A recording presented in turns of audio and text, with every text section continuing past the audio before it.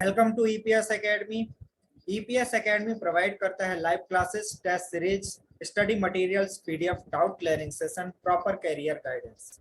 Today's topic बात करेंगे outside micrometer की। माइक्रोमीटर के सिद्धांत क्या है, इसका लिस्ट काउंट क्या है, इसके पार्ट्स क्या हैं एंड इसमें इसका यूज कैसे करते हैं। आउटसाइड माइक्रोमीटर नाम से स्पष्ट है, आउटसाइड यानी कि किसी भी ऑब्जेक्ट की बाहरी माप लेने के लिए इसका यूज किया जाता है। अब माइक्रोमीटर क्या है? माइक्रोमीटर ऐसा सूक्ष्म मापी उपकरण है, सूक्ष्म मतलब कम से कम, छोटी से छोटी माप इसके द्वारा ली जाती है और वो माप इसमें कितनी ली जाती है? 0.01 मिलीमीटर की सूक्ष्मता के साथ आउटसाइड माइक्रोमीटर के द्वारा मेजरमेंट किया जाता है। बात करते हैं पार्ट्स ऑफ माइक्रोमीटर की। तो आप लोग देख पा रहे होंगे फिगर में, ये देखिए यू शेप में इसका क्या बना होता है? फ्रेम, ठीक है। और फ्रेम में क्या लगा होता है? बाएं साइड में सारी चीजें असेंबल होती हैं। बाएं साइड में एनविल है, इसके बाद राइट साइड में स्पिंडल, लॉक नट, बैरल के बाद थिम्बल और रैचेट स्टाफ। इस तरह से सारे पार्ट्स आपस में क्या होते हैं? असेंबल्ड होते हैं। बात करते हैं पार्ट्स किस मटेरियल से बने होते हैं। तो फ्रेम बना होता है ड्रॉप फोर्ज स्टील से या मैलेबल कास्ट आयरन से। बैरल अथवा स्लीव बना होता है थिम्बल और रैचेट बना होता है क्रोमियम स्टील से। वहीं एनविल एंड स्पिंडल बना होता है एलॉय स्टील से।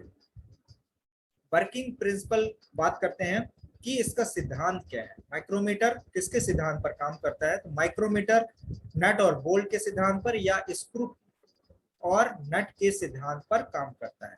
यानी कि जब आप क्या करते हैं, स्क्रू के ऊपर नट को क्या करते हैं? एक चक्कर घुमाते हैं तो वो कैसी गति करता है? लॉन्गिट्यूडनल गति करता है। उसी प्रकार माइक्रोमीटर में जो थिम्बल होता है, थिम्बल को एक चक्कर घुमाने पर वो उसकी पिच के बराबर, यानी कि जो स्पिंडल में पिच कटी हुई होती है उसके बराबर लॉन्गिट्यूडनल यानी कि अनुदैर्ध्य गति करता है। और ये कितना आगे जाता है? 0.5 मिलीमीटर यानी कि आधे मिलीमीटर आगे जाता है। बात करते हैं रेंज ऑफ आउटसाइड माइक्रोमीटर की। आउटसाइड माइक्रोमीटर 0 से 25, 25 से 50, 50 से 75, 75 से 100, 100 से 125, 125 से 150 मिलीमीटर की सीमा में उपलब्ध होते हैं। अब इनके बीच में जो डिस्टेंस होता है वो कितने का है? 25 मिलीमीटर का है, ठीक है। अब क्या होता है, किसी भी रेंज का माइक्रोमीटर हो, चाहे वो 0 से 25 हो, 50 से 75 हो या 100 से 125 हो, हर माइक्रोमीटर की बैरल में या स्लीव में क्या बने होते हैं? ग्रेजुएशन बने होते हैं और ये 0 से लेके 25 मिलीमीटर के बने हुए होते हैं। साथ ही थिम्बल में भी ग्रेजुएशन बने होते हैं, वो 50 ग्रेजुएशन रहते हैं। यूज ऑफ माइक्रोमीटर, जैसा कि हमने बताया था किसी भी ऑब्जेक्ट की बाहरी माप लेने के लिए, तो यहाँ पे क्या है? स्टील बॉल आपको दिखाया गया है। इसके द्वारा क्या किया जा रहा है? स्टील बॉल का बाहरी व्यास मेजर किया जा रहा है। ये देखिए, जब एनविल और स्पिंडल को आपस में टच करते हैं, ध्यान से देखिए, तो ये थिम्बल क्या होता है? आगे की तरफ बढ़ता है और जैसे पीछे करेंगे तो ये क्या हो जाएगा? स्पिंडल पीछे हो जाएगा। अब इस स्पिंडल को फेस से टच करने के बाद ये लगे हुए लॉक नट को क्या कर दिया जाता है? लॉक कर दिया जाता है, ठीक है। जिससे ज्यादा टाइट ना हो उसके लिए क्या हो लगाया जाता है? Ratchet staff. क्योंकि अलग अलग हर कारीगर या हर टेक्नीशियन की शक्ति, प्रेशर लगाने की क्षमता अलग अलग होती है, इसीलिए रैचेट स्टाफ लगाया जाता है। इससे एक निश्चित ही प्रेशर लगता है। अब बात करते हैं रीडिंग इन माइक्रोमीटर मेजरमेंट, यानी कि माइक्रोमीटर के द्वारा जब आप मेजरमेंट करते हैं तो आपको कुछ बातों का ध्यान में रखना पड़ता है। सबसे पहले कि माइक्रोमीटर की रेंज क्या है, जैसे 0 से 25 है, 50 से 75 है या 100 से 125 है, इस तरह से। फिर उसमें बैरल में ग्रेजुएशन का मान आपको पढ़ना पड़ता है, मिलीमीटर यानी कि मेन डिवीजन और सब डिवीजन में। इसके बाद थिम्बल में थिम्बल डिवीजन आपको मान पढ़ना पड़ता है, ठीक है। थिम्बल का मान पढ़ने के बाद फिर आप क्या करते हैं? इन सारे मानों को आपस में जोड़ देते हैं, ठीक है दोस्तों। जब आप जोड़ते हैं तो आपको माइक्रोमीटर की रीडिंग प्राप्त हो जाती है। आइए एक एग्जांपल के माध्यम से समझते हैं। एक 50 से 75 मिलीमीटर माइक्रोमीटर है। इसमें क्या दिया हुआ है? देखिए 13 मिलीमीटर क्या हुआ है? मेन डिवीजन दिए हैं। 0.5 मिलीमीटर क्या दिया हुआ है? सब डिवीजन दिया हुआ है, और तो इनको क्या करेंगे, सबसे पहले बैरल डिवीजन को जोड़ लेंगे 13.50 मिलीमीटर। अब बात करेंगे थिम्बल डिवीजन की। अब थिम्बल डिवीजन में कितना ग्रेजुएशन है, 13 मिलीमीटर, ठीक है। अब 13 क्या होते हैं ग्रेजुएशन से, इनको क्या करेंगे, एक भाग का मान का कितना होता है 0.01 मिलीमीटर, ठीक है। इनको मल्टीप्लाई करने पर क्या हो जाएगा 0.13 मिलीमीटर थिम्बल डिवीजन का मान आ जाएगा। अब इन सारे मानों को क्या कर लेंगे, ऐड कर लेंगे। तो न्यूनतम रेंज क्या थी 50 millimetre, barrel reading 13.50 metre, thimble reading 0.013 millimetre. अब कुल रीडिंग आ गई 63.63 मिलीमीटर। तो माइक्रोमीटर की जो रीडिंग हुई कितनी हो गई 63.63 मिलीमीटर। बात करते हैं जीरो एरर की, यानी कि शून्य त्रुटि। जब भी आउटसाइड माइक्रोमीटर या किसी भी माइक्रोमीटर के क्या किया जाता है, एनविल और स्पिंडल को आपस में मिलाया जाता है, तो क्या होता है थिम्बल के बने हुए जो जीरो है, डाटम लाइन पे बने हुए जीरो से क्या होता है, या तो ऊपर हो जाए या फिर पहले ही रुक जाए, तो क्या हो जाती है शून्य त्रुटि। यदि सेम रहे तो कोई त्रुटि नहीं है, माइक्रोमीटर एकदम सही है।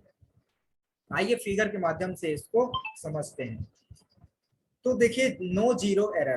फर्स्ट फिगर में क्या दिखाई दे रहा है कि थिम्बल का जो जीरो है वो डॉटम लाइन पे बने हुए जीरो से क्या है कर रहा है, मैच कर रहा है, एक सीध में है, तो यहाँ पे कोई त्रुटि नहीं है। वहीं बात करें सेकंड में, तो देखिए थिम्बल का जीरो क्या है, डॉटम लाइन के जीरो से पहले ही रुक गया है यहाँ पे, इसीलिए यदि थिम्बल का जीरो डाटम लाइन पे बने हुए जीरो से पहले ही रुक जाए उसको बोलते हैं पॉजिटिव एरर। सही रीडिंग प्राप्त करने के लिए माइक्रोमीटर की रीडिंग जो भी है उसमें क्या करेंगे, इस रीडिंग को क्या कर देंगे, घटाने पर एक्चुअल रीडिंग प्राप्त हो जाती है। वहीं क्या होता है नेगेटिव जीरो एरर में क्या होता है, ये थिम्बल का जीरो डेटम लाइन पर बने हुए जीरो से आगे निकल जाए तो क्या होता है नेगेटिव एरर या नकारात्मक त्रुटि होती है। इसको एक्चुअल रीडिंग सही रीडिंग प्राप्त करने के लिए माइक्रोमीटर की रीडिंग में क्या कर दिया जाता है, ऐड कर दिया जाता है, तो क्या मिल जाती है हमें, एक्चुअल रीडिंग प्राप्त हो जाती है। दोस्तों आई होप आपको वीडियो पसंद आया होगा।